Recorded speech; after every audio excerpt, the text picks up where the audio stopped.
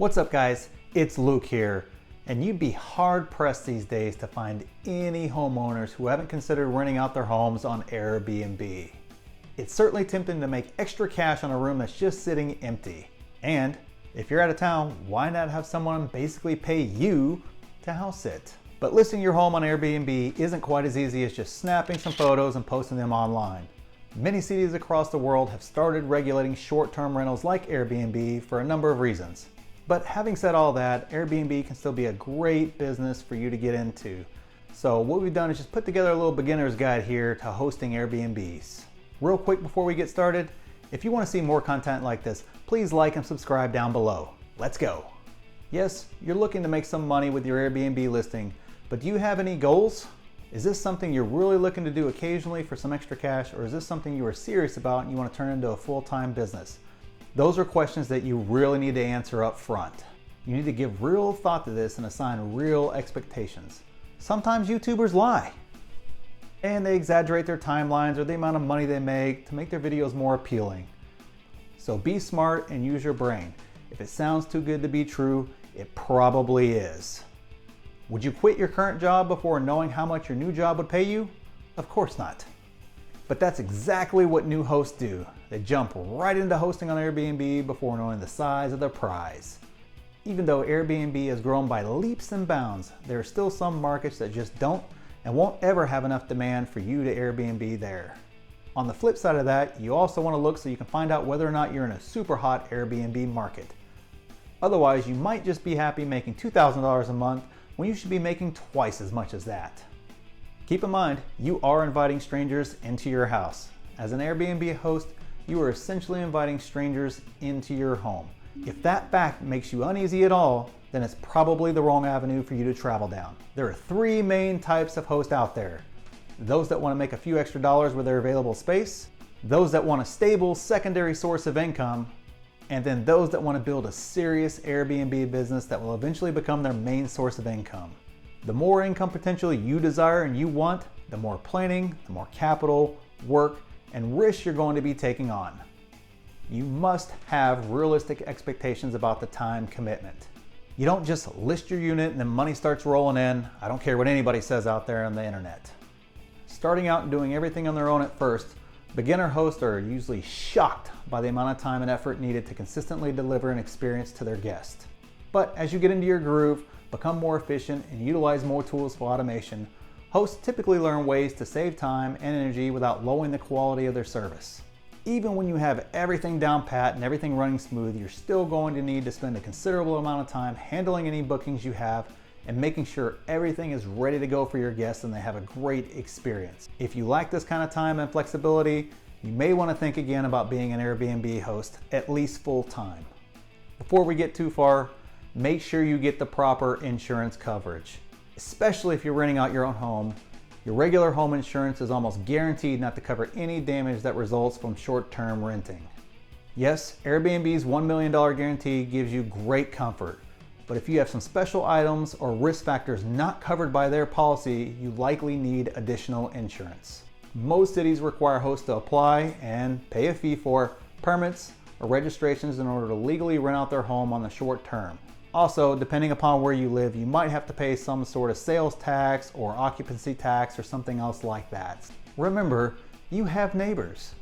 Are you in a quiet, gated community with early to bed neighbors who are very sensitive to noise or outsiders being in the neighborhood? If you're living in a unit that is part of a community with shared space, you have to keep those neighbors in mind. Even if you own your own standalone home, you will want to consider managing your relations with your neighbor. An angry neighbor could kill your Airbnb hosting dreams before they ever get off the ground. Noise complaints are the biggest indicator for unhappy neighbors. The best way to set the tone to minimize this is to implement house rules. Make your house rules clear and simple. Don't go overboard and make rules so obnoxious that no guest ever wants to stay with you again. But be clear about what is off limits. And if you're renting, yes, get your landlord's permission. There are ways to increase your odds if you approach your landlord in the right way. You have to make it a win-win for the landlord. At that point in time, I would consider that even though it's in my lease that you can't do it. To make it a win-win for your landlord, you could offer a percentage cut on the profits. Or You could offer to pay a higher rent rate in exchange for your landlord letting you Airbnb. You must give the landlord a reason to let you do it. Next, you need to find the right customer for your unit. Yes, you love your place, but not everyone else visiting your area will think the same thing.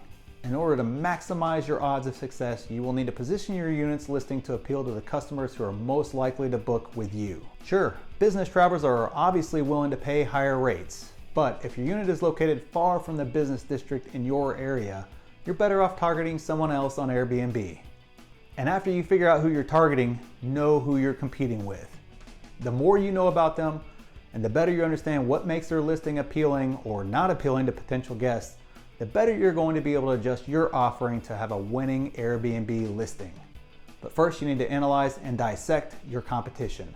No one wants to admit that their baby is ugly, but you have to be able to do that in order to be successful. Make sure you get all the essentials for your listing. As more and more hosts bring listings into the market to compete for your guests, so too have the guest expectations grown. What used to be a nice to have are now must to haves. Certain amenities are absolutely essential to delivering a great experience. Every unit must have furniture, so what should you consider when purchasing furniture? You must consider two main things: function and form. Know up front that getting the guest sleep experience right is critical to a 5-star review. There are not enough things you can do right to offset a poor night's sleep. Think mattress, pillows, sheets, stuff like that. Sleep-related purchases are one area where you do not want to go cheap. And don't forget safety stuff. Provide a first aid kit, list of emergency numbers that include the nearest hospital, fire extinguishers in the kitchen. Stay up to code when it comes to smoke and carbon monoxide detectors. You want your guests to be safe. Next, position your listing for success. It's not just about great photos and descriptions for your listing. It's also about how you differentiate your Airbnb listing from your competitors. Remember how you found your target customer? Well, now is your chance to actually target them instead of trying to make your listing appeal to everyone. And make sure your listing doesn't suck. Don't have a sucky title. Don't have sucky descriptions. Don't have sucky photos. Please make sure you have great photos. Don't have a sucky host profile, and don't get sucky reviews. When you're making a decision about how to take photos of your space, just think to yourself, is this Instagram worthy? What would make your guests want to take a picture and tell their friends about how great this unit is? I think it's ridiculous as well, but it's the reality of today's society. I even gear a lot of my decisions on my long-term rental units on the Instagram factor. Get your pricing right from the beginning. Setting the right pricing isn't just a one-time deal. It requires regular checking and updating. If you price it too high, you could end up with a lot more vacant days than you should. And if you price it too low, you're just leaving money on the table. Come up with a pricing strategy that will allow your unit to achieve the rents it's capable of. And finally, once you get everything figured out and going, optimize, automate, and outsource. The average listing on Airbnb makes about $14,000 a year in gross bookings before expenses. So if you're only managing one listing, you may find it more than manageable to do everything on your own. But if you have a busy listing with 8 to 10 bookings per month, or if you're managing multiple listings, you will need to become more efficient and find ways to take yourself out of the equation. Are guests frequently asking the same questions? Save all the answers in a template that you can easily copy and paste and shoot back to those people. Consider using smart locks to do remote check-ins and check-outs. With multiple listings, some hosts end up spending 3 to 4 hours a day responding to guest inquiries. How do you respond to every single inquiry within 5 minutes? Thankfully, there's tools to help you with that. There are programs out there where you can train the AI to start recognizing and automatically answer the same questions, even if they're worded differently. So the good news is there's lots of tools out there and even more tools coming to market to help you with your Airbnb. Hopefully that gives you just a brief overview of everything involved with Airbnb and gives you a good starting point to work off of. Comment down below and let me know what you think about renting your place on Airbnb. Hopefully you liked this video, and if you did, please subscribe, hit that like button and the notifications bell. This tells YouTube that you enjoyed the content and it helps the channel grow. Thanks.